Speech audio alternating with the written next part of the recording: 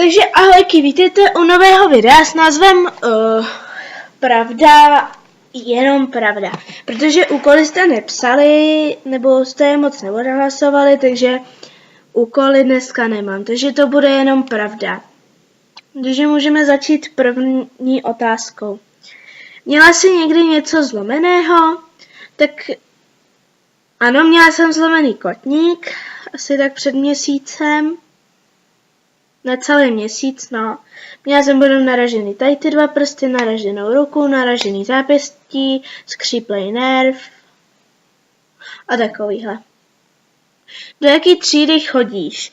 Tak já chodím do 6A, nejsme Bčko, protože my jsme se do 4. třídy vlastně spojili, Ačko a Bčko, takže ta Klárka, co se mnou natáčela, to je vlastně moje BFF, takže ona je z Bčka, takže to vyšlo dobře.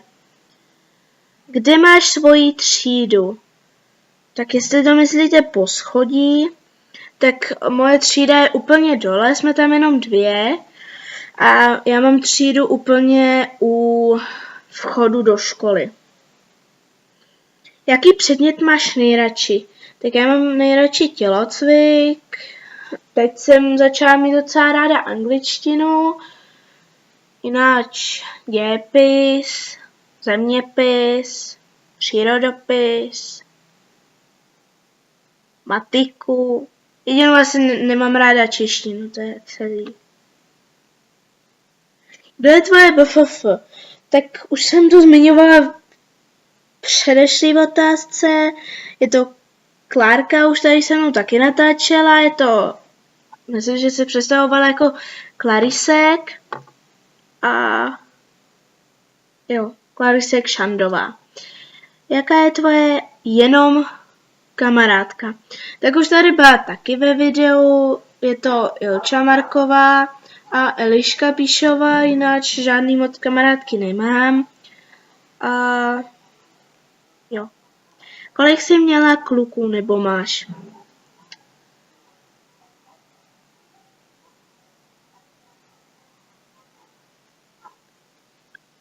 Měla jsem 4 a s jedním teď chodím. Ale jména radši zveřejňovat nebudu, protože oni mají všichni Facebook a vy byste si je našli a určitě by mě je přebrali. Takže ne. Jak se jmenuje tvoje mamka a taťka křestním jménem a příjmením? Tak moje mamka se jmenuje Eva Košťálová a taťka Roman Košťál. Máš nějakého sourozence? Pokud ano, pokud jich máš víc, řekni, který je tvůj nejoblíbenější. Tak já jich bohužel víc nemám, mám jenom sestru, Šárku a mám ji ráda jenom někdy, když mě nezlobí. Takže máš ráda focení? Tak já se fotím docela ráda, ale když se mám fotit jenom sama, když se fotím. Ne jako třeba focení ve škole, nebo takhle, to nemám ráda, to hromadný. Chodí tě bavit do školy?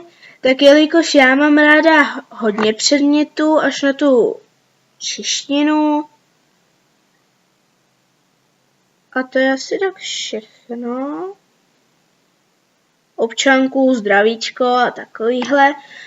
Takže jak kdy, no, ale většinou mě to baví.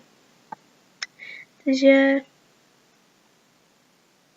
vyjmenuj všechny jména kluků, co si s tebou chodili nebo chodí. Tak můžu vám říct, co se mnou chodili, protože jsem jim dala všem kopačky.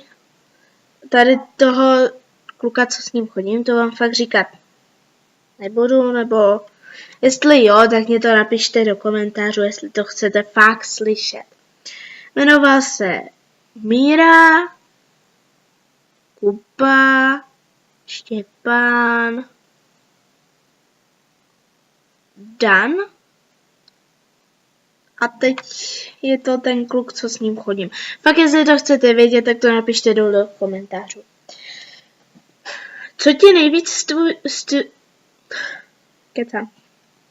Jsem to přečetla blbě. Omlouvám se. Jestli jsi měla něco zlomenýho, tak co tě nejvíc bolelo? Tak asi v první chvíli mě bolel nejvíc ten kotník.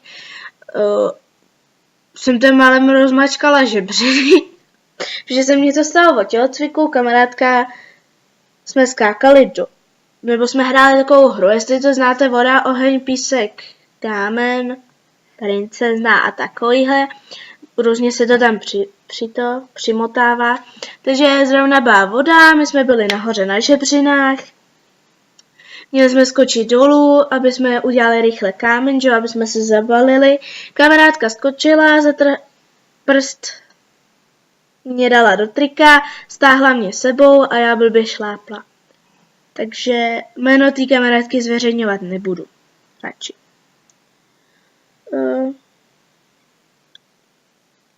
Co máš za značku telefonu? A kolik jsi jich měla?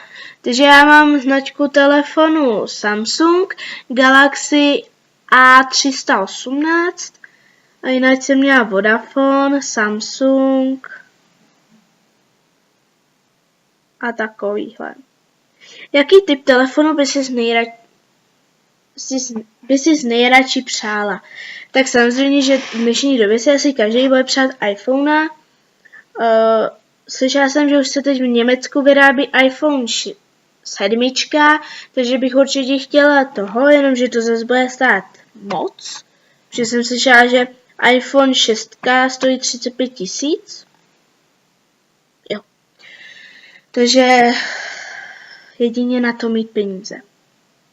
Kolik jsi měla zvířat? Nebo máš? Tak jelikož jestli jste viděli moje předešlý video, tak jsem tam zmiňovala všechny moje zvířata, takže to byl pes, kočka, 12 křečků, pes, asi 18 zvířat jsem měla a mám, nebo už všechny nemám, že jo, mám už jenom 3 z 18. Síla, co? No. Jaký je tvůj nejoblíbenější pozdrav s tvojí kamarádkou? Tak my vždycky, když si píšeme s kamarádkou třeba SMS-ku, tak když se loučíme, tak si říkáme páčko, jako ahoj nebo papa a takovýhle. Jinak žádný pozdrav nemáme. Tak tohle je všechno. A napište tady dolů do komentářů, jestli chcete vědět fakt to jméno mého kluka, s kterým teď chodím. A to by bylo pro dnešek všechno. A prosím, dejte like, koment, odběr, sdílení a takovýhle.